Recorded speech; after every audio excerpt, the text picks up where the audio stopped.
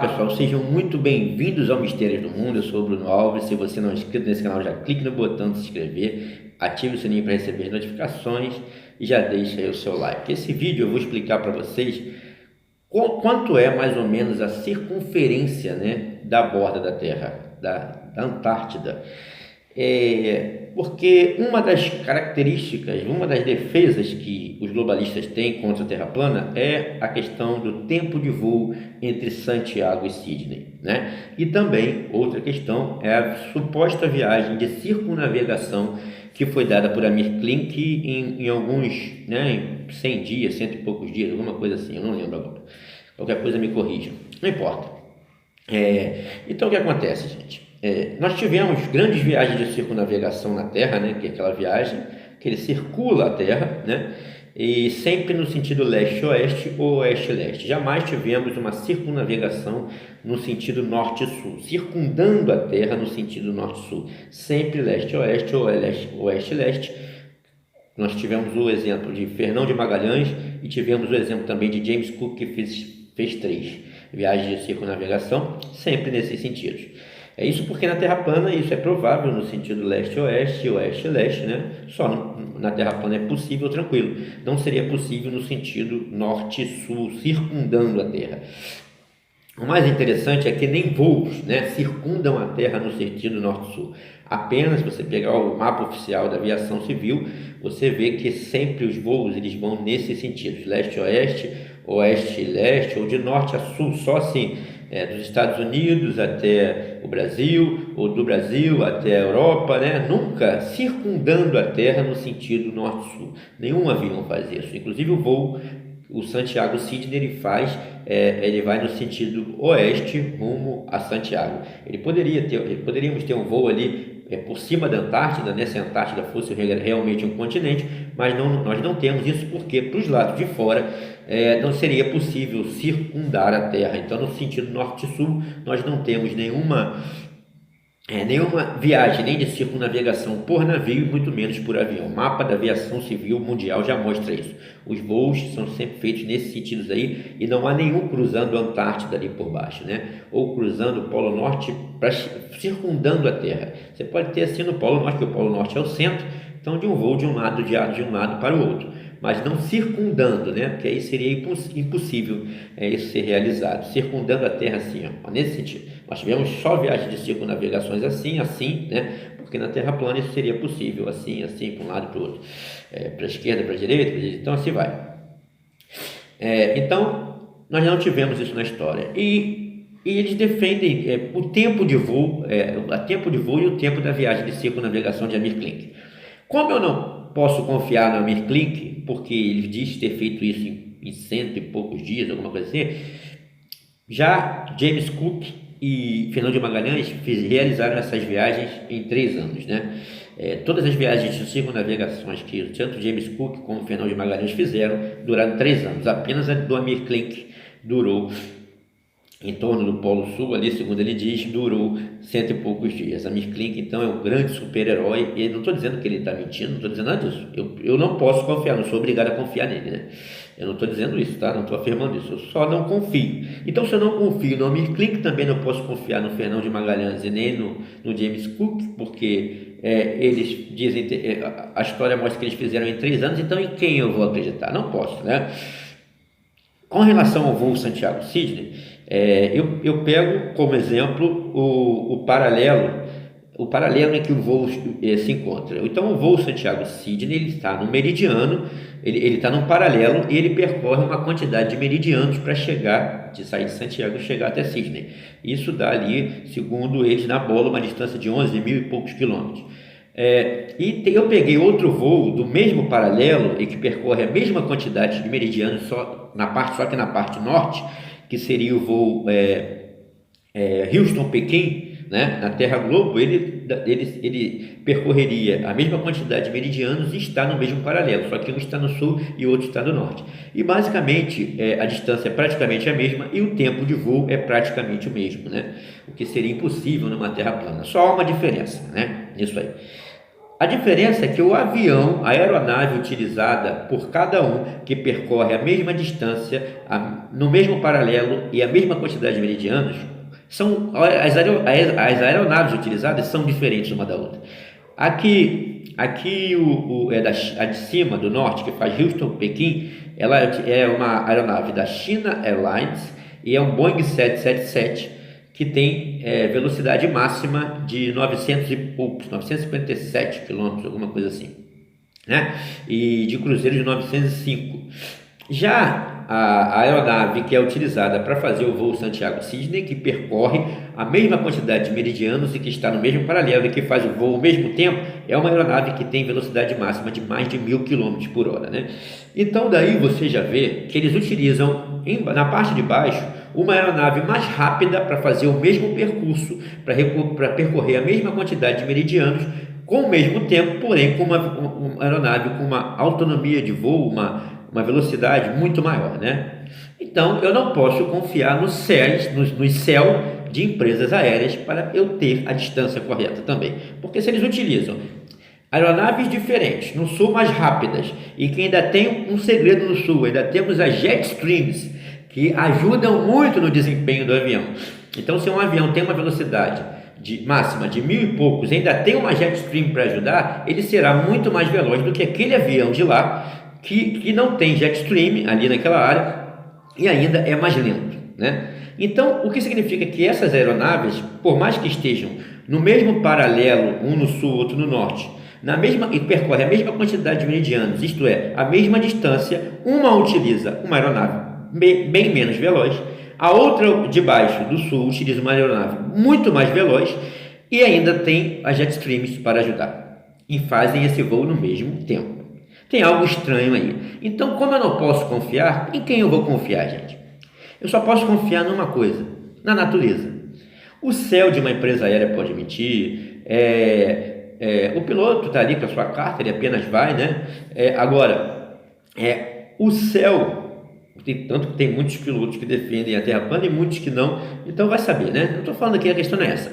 Já que eu não posso confiar nem no Amir Klink, nem no que a história me diz sobre Fernão de Magalhães e o James Cook, e muito menos posso confiar nos presidentes das companhias aéreas, que tem que você está vendo aí, que eles utilizam, né, de meios para poder continuar com esse engodo de globo. Então, em quem eu vou confiar? Na natureza. A natureza não mente. Os animais não mentem, né? Os animais, eles têm o poder de perceber grandes catástrofes, por exemplo.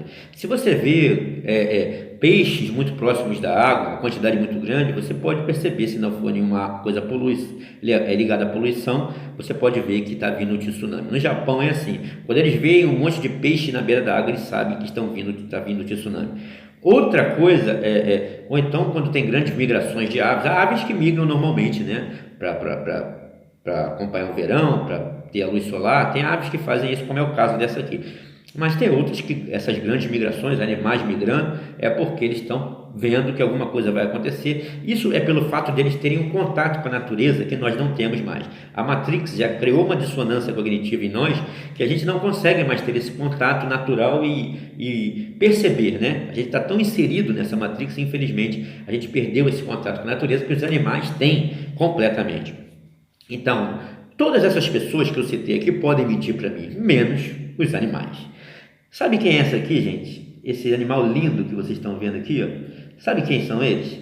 É a andorinha do Ártico, tá? Conhecido, tem aqui o nome tem o nome classe aves, né? Tem o nome dela científico aqui. Então tá aí, ó. Aqui essa andorinha, ela faz grandes migrações durante o ano, né? Tudo para continuar obtendo a luz solar. Ela tem a nidificação, é a parte em vermelho, né, que é ali no Ártico, e a invernagem é a parte azul. O problema é que essas aves, elas dão uma volta, essas aves, elas fazem essa circunnavegação na Terra. Isso é interessante. Agora, elas não vão poder mentir para mim, né? Tá aí, ó, como elas fazem. Então, essa circunnavegação que está mostrando nesse mapa aí, basicamente seria essa, tá? Basicamente, numa terra plana, seria essa circunnavegação que essas aves fazem. Elas saem lá do Alasca, né, do Ártico, e descem e vêm pela Antártida, aqui, ó, a América do Sul, e vão para a África, e vêm rodando e saem na Austrália, e depois voltam para a Rússia até o Alasca novamente. E essas aves fazem uma viagem de migração, né, a altas velocidades, beleza? E olha o que acontece, gente. Elas são muito bonitas e tal, a natureza não mente, né? Vamos ver aqui o que diz, olha. Vamos ver aqui, ó. Ai, meu Deus, perdão, que tá aqui, ó. Distribuição e migração.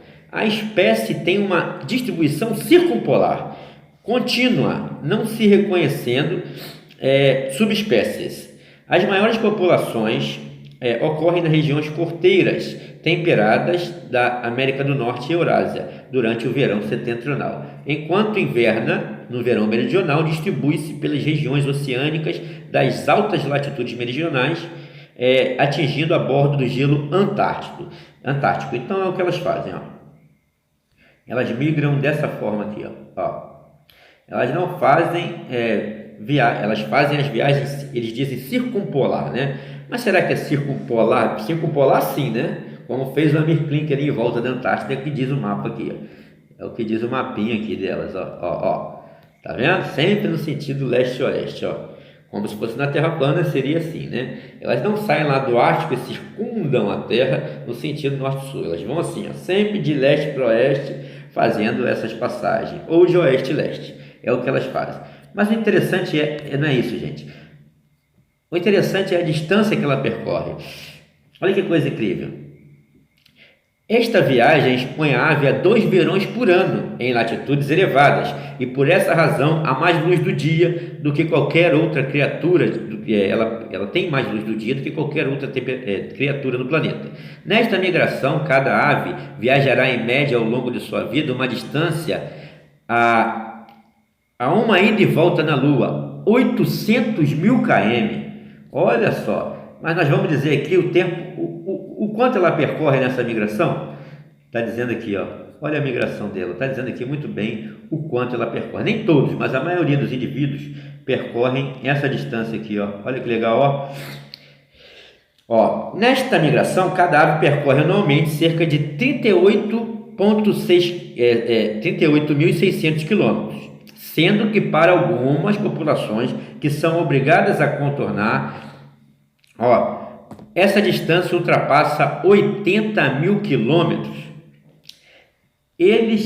Essas aves percorrem 80 mil quilômetros nesta viagem de circunnavegação, beleza? Circunnavegação, elas voam, né, gente? Então, olha só, percorre anualmente cerca de 38.600.